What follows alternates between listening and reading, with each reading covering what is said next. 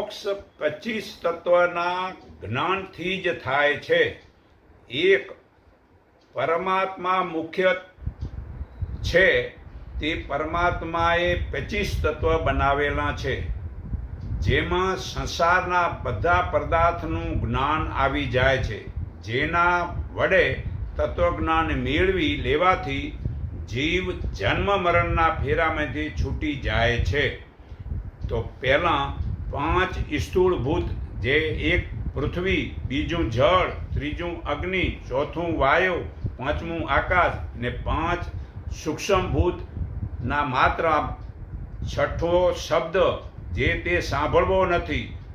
7મો સ્પર્શ, જે તે વસ્તુને છબવું નથી. 8મું રૂપ, તે ટીવી સિરિયલ વગેરે જોવા નથી. 9મું રસ, જે તે ખાવા નથી વાસી. 10મું ગંધ, જે તે ન સૂંઘવાના. આ 5 વિષયોને ઝેર સમજીને છોડી દે છે.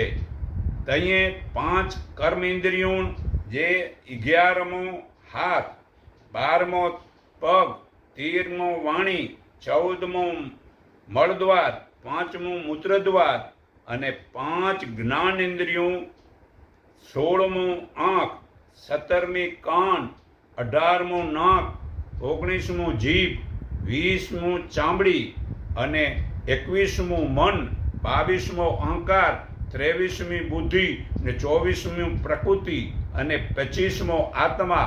એ જ જીવ અને પરમાત્માને જે મનુષ્ય આ 25 તત્વને સારી રીતે જાણીને તેના તત્વજ્ઞાનને જાણી પૂરેપૂરો ઈમાનદારીનું વર્તન કરે તો તેને પૂરેપૂરો લાભ મળે છે.